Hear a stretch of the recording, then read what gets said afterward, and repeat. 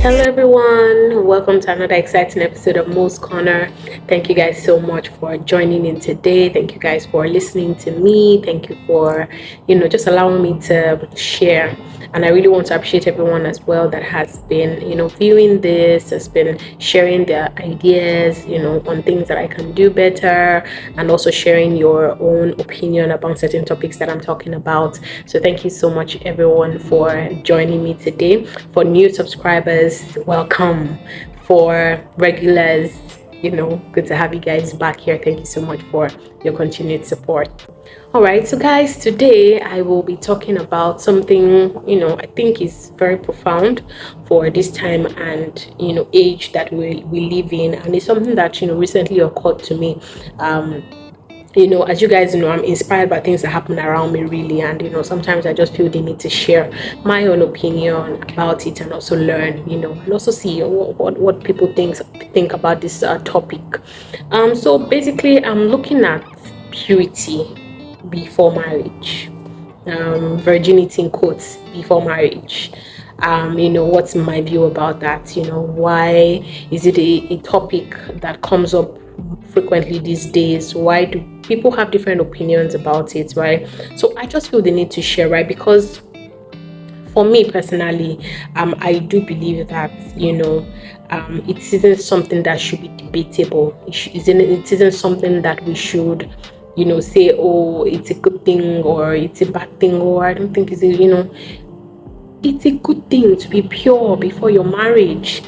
I mean, I'm a Christian, right? And I personally believe that God has created us uniquely for Him, right? This our body, this our flesh is not ours, right? It is His, right? And if He has told us explicitly in His Word that we should keep the marriage bed undefiled, then by all means, I think we should be able to do that. And let me just read something real quickly. Hebrews 13 verse 4, right? It says, let the marriage be held in honor among all, and let the marriage bed be undefiled, for God will judge the sexual immorality and adulterous. This verse reminds us to remain pure in our relationships before marriage. So guys, it is explicit. The marriage bed must be undefiled. Bible is clear. I don't mean to go spiritual or anything, guys, but I just feel like the ladies or the girls that were raised in this day and age, right? It has become a normal thing for you to have sex and sleep with your boyfriend and, allow them, have you and have your body. In fact, this is not just a message for the ladies alone, even for the guys. I know it's not easy. Now, I'm not going to say it's a walk in the park, because the Bible has said it and automatically we should be able to do it. No. It's not a walk in the park. It's not something that I'm going to abstain. I'm going to flee.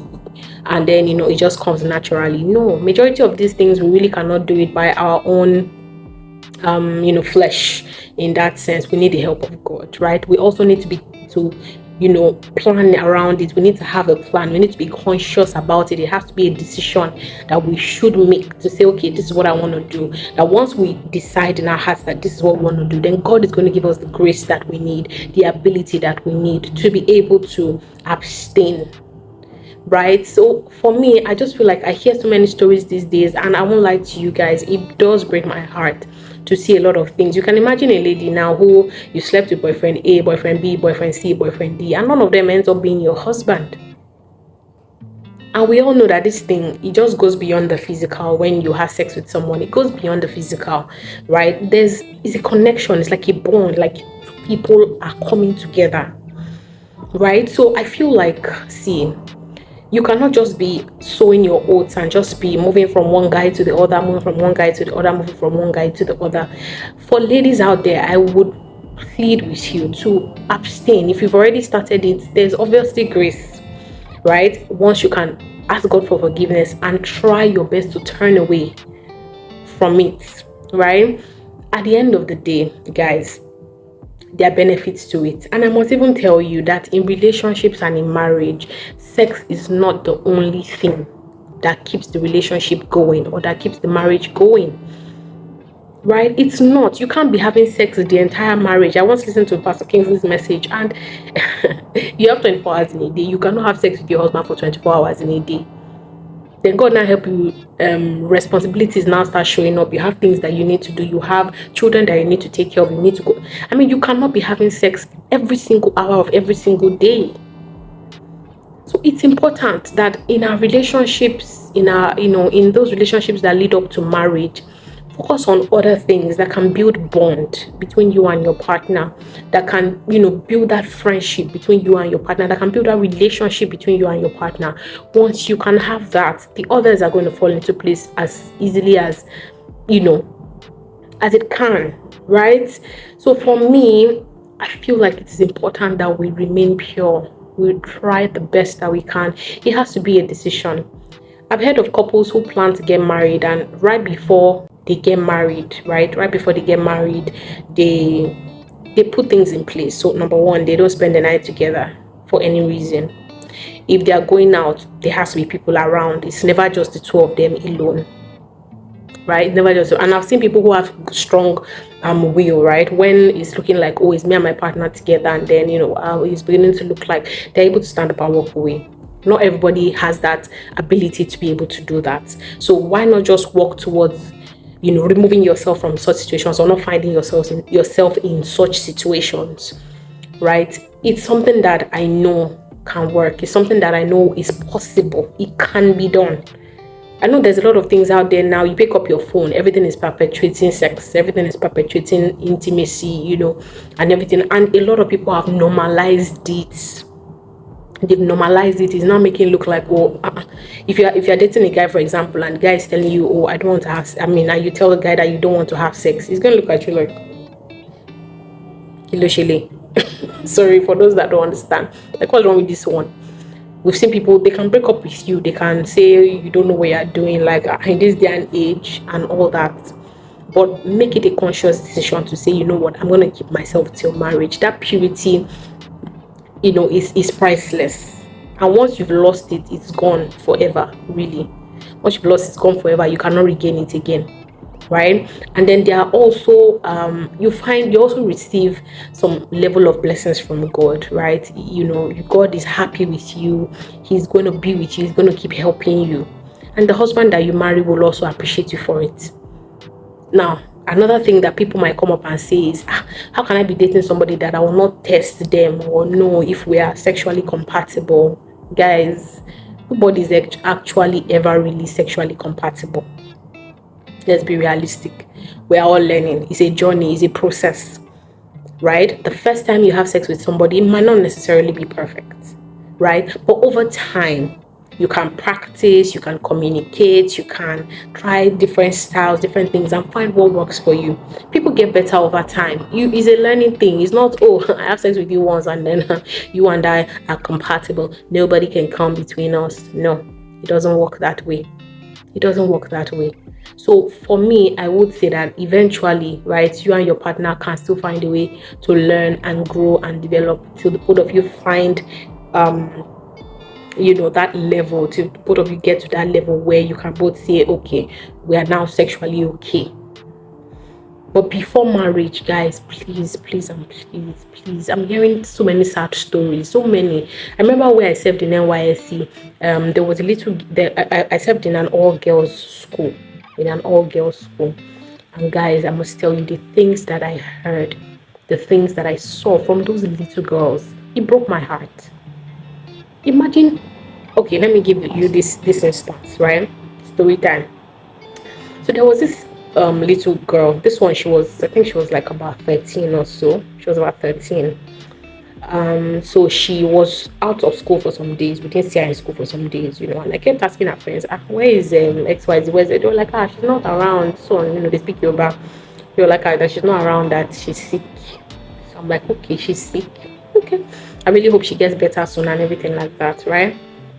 Only for the day she was to resume school, she came to school with her parents, and her mother was shouting in the staff room, there's one of our friends who is Kineko, mommy, they call that girl out for me. I want to see, I want to this, I want to that. And the teachers were like, Madam Kilo Shelle, what's going on? Why, she was insistent that they bring that girl. They brought the other one. That one was like 12 or so. That one was a year younger than this one. They can't be more than 12, 13. These girls I'm talking about. Now they brought the other one, very skinny, something like this. They told her to kneel down. The mother told her own daughter to kneel down. And the mother was like, can you believe it that this is the girl that took my daughter to where she went to go and do abortion? I'm like, what? Abortion qua? How? And she was like, yes, now that she wasn't like that they both have the little one that they were looking at, like she was like, she has boyfriend now, and that they do things together with their boyfriend. Is a normal thing, normal. But when she became pregnant, I said, let me help her ministry. That she came from Lagos, and so she has known how they do all those things, all the people that can do all those other things that she can use. That's so it's not a big deal. In my mind, I'm like, what? A 13 and 14-year-old believe that sex is a normal thing. Now, this one, I'm going way back. I'm not talking about people that are already about to get married. From young age, you are already seeing these children are exposed to things like this. And then the teachers were now asking the mother that,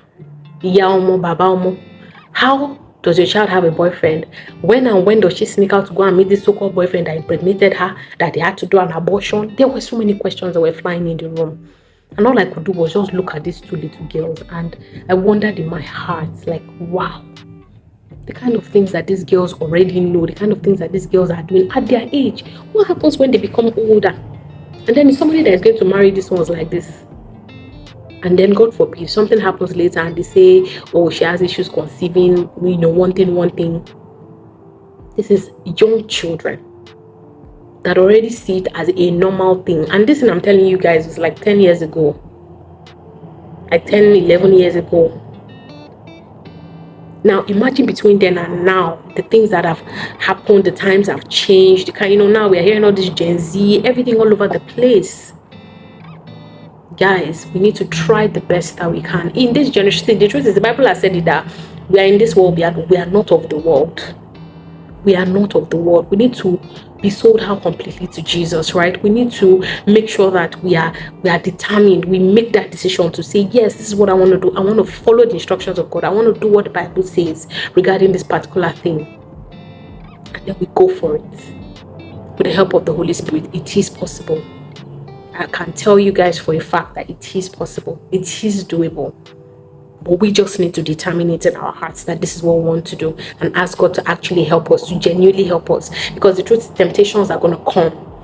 You are going to face temptations. You are going to see things. You're going to be in situations where your body is weak.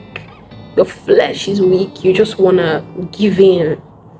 But guys, please, for those that maybe they might have been doing this before, you can turn your life around and change that. You can turn your life around and change that. So guys, this is really, burdening in my heart, and I just felt the need to share. God will help us in this generation that we are in. God just really, really needs to help us in this generation that we are in, because things are happening on social media. Everywhere you go, you see these things. It's hard to actually stay pure in a world like this, in this day and age that we are in. Unlike our parents' time, everybody was decent, people still wore good clothes, people were still covered, people still had fear, unlike, between then and now, things have changed. So we need to ask God for wisdom. We need to have the Holy Spirit to help us, especially for parents too, who are raising children in this day and age, right? We need to ask God to help us, to teach us how to raise them, so that these children can be able to share with us whatever it is that they hear, whatever it is that they learn outside, and ask us questions so that we can teach them the right thing, and pray to God that they will hear, because it's another thing for you to teach them, it's another thing for them to hear, it's another thing for them to understand, and it's another thing for them to apply it. So I really trust and hope that, somebody has picked one or two things from, what I'm sharing today. It's just random. You guys can even see that, I just came on here to share my mind. But, it's something that I feel like we need to talk about, and I do hope that someone has learned from it. Like I said, it's not easy, but I know that it's the right thing to do. aside from spiritual, even physical, germs, diseases, STDs, HIV, all these things are real, right? So let's just do the best that we can to stay pure, guys. Let's do the best that we can to stay pure. It will pay off in the end. I can tell you that for fact. Okay. Thank you so much, guys, for listening. Thank you, guys, for joining me today. Thank you for listening. So please feel free to share your comments, your thoughts on the subject. What do you think? Are your opinions different from mine? How do you see this generation that we are in now?